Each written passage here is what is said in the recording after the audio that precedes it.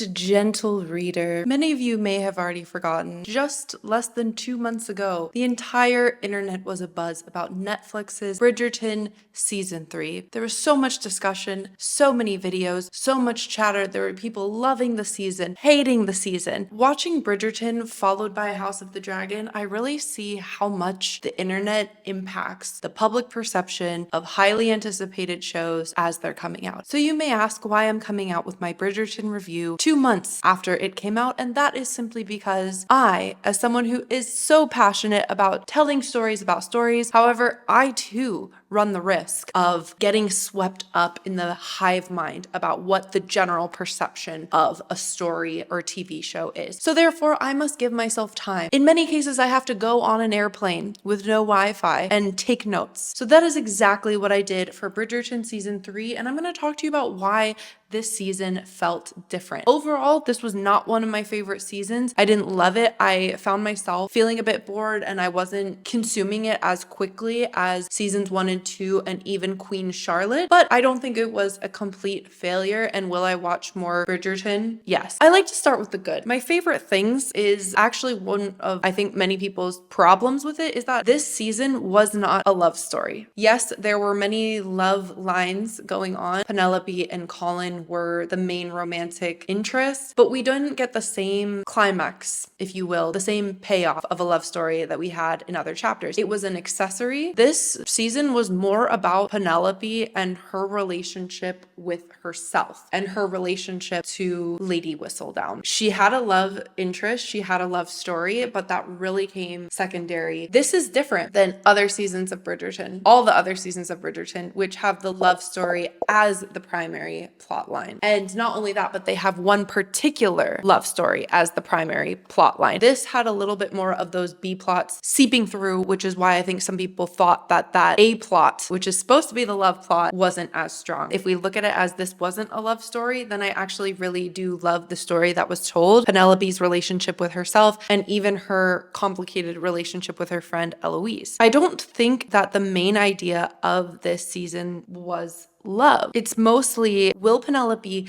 remain as Lady Whistledown when she gets what she wants? Think about Penelope. She became Lady Whistledown because she was invisible. Nobody paid attention to her. The popular girls didn't like her. The boys didn't like her. Even her own mother had written her off as a bad job. In this season, she actually gets what she wants twice. She gets Lord Dunby is all about her, and she was herself. At first she wasn't, then she was. He was picking up what she was putting down, so to speak. Cue her falling down. Colin, someone she's been in love with, someone she felt that she was so repulsive to that it was a charity to give her a kiss. She ended up getting him like pretty immediately. And she had multiple opportunities to put Lady Whistledown to bed. This as a concept is really fascinating, but some of the problem with Bridgerton Season 3 is that they introduced the meat of this problem in like episodes 6 and 7, which is, can Penelope have it all? Will Colin forgive and forget? Can people move past her, accept her as Penelope, accept her as Lady Whistledown? And because of Queen Charlotte's mad obsession with Lady Whistledown, there's even more stakes at play here. Will she literally like go to jail? Will she get blackmailed and cleaned out all her money? If we think about previous seasons of Bridgerton, season 1, we have lust. Will he get over his past? Will he get over his trauma? And there was this lust, this physical attraction that was building the whole time. In season 2, we had this burning desire and love. I could not watch season 2 fast enough. In Queen Charlotte, we had this tragic love, even forces of nature that you have no control over, and how do people love through that? This season was more about betrayal, identity, and redemption, and less about those different characteristics of love. Yes, this was a friends to lovers trope, but the other ones had a lot more love. And I think that because there wasn't enough love within Penelope and Colin's story, I know it was different in the books, but at least for this, they try to jam pack other love stories within this story that their main plot cannot hold up in the love regard, in the physical attraction regard, in the lust, the burning desire. Yeah, there were a couple intimate scenes. They were okay.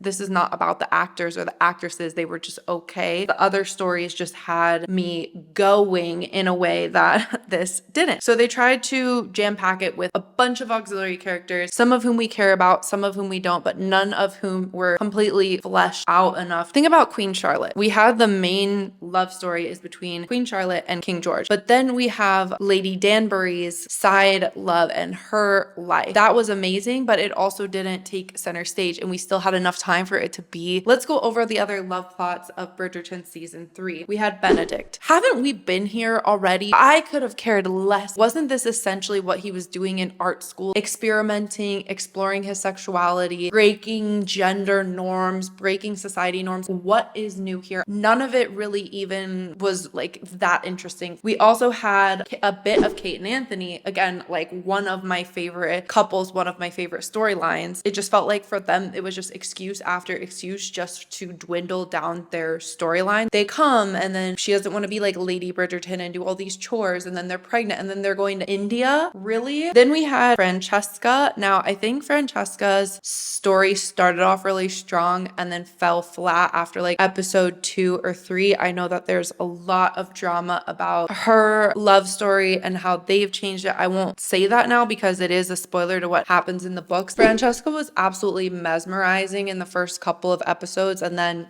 Violet is really like the only person I want to see get her garden plowed. Get it plowed. There was just too much going on. The second reason why I feel like Bridgerton felt different is that Colin is a polarizing main male. If we look at the Duke is arguably very attractive. Colin, I just don't like Colin. I didn't know if I wanted to root for him or not. If you hate them, great. If you love them, great. But if you kind of nothing them, that's almost worse. Also, I felt like he was trying to play somebody that was hot. Why be this kind of douchey study abroad frat boy? Why not just be Colin that we know and love? Every shot of Colin was him with his mouth open like, I couldn't get past that. I understand he's had the Bridgerton male glow up. Also, what has Colin overcome? Colin's journey has been one of like, he's wanted to go travel. He's done these amazing things. He's grown up wealthy, privileged, comes back from his travels, has the pick of the litter, really, the chooses of his own free will, the partner that he wants. It doesn't work because she's a better writer than him, and that's like hard for his ego. The other male characters had been through something. If we look at the Duke, the trauma that he went through as a child. We go into Anthony, who I actually hated in season 1 with his mutton chop ass sideburns. Get out of town. I hated him. How could they take someone that was so gross and cringy to being somebody that you actually love and care for and that you're shedding tears for? That is good storytelling. That is good character development. Anthony had been through so much tragedy as well with his father and the literal bee that took him down, and then having to become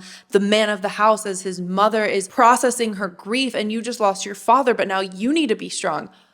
What has Colin overcome? If anything, I want to see him get knocked down a few pegs. Also, the sex scene was weird. Sorry. If the friends to lovers trope is the one thing that's holding this love storyline together, if Colin's friendship is at the center of this, where did the friendship go? They didn't really seem like friends for most of this. When I like actually went back and watched other seasons of Bridgerton, I'm like, oh, these are like two completely different characters. The Queen, I was really like sad that there wasn't more Queen. I love the Queen. I know that they kind of set her up because she has to find a diamond. She has to find a sparkler. Season 1 was her diamond. Season 2 was like her failed diamond. What is season 3? Like, I get it. Maybe they're out of things to do. They've made this character so real to us. Even what they did in season 2 with King George running in and that really awkward moment where she's a human. She's not this all-powerful, all-knowing queen. That was amazing character development as well. Like, there has been really no character development for her this season, which is a shame because they just spent a whole spin-off series going through her character development. Another character that I just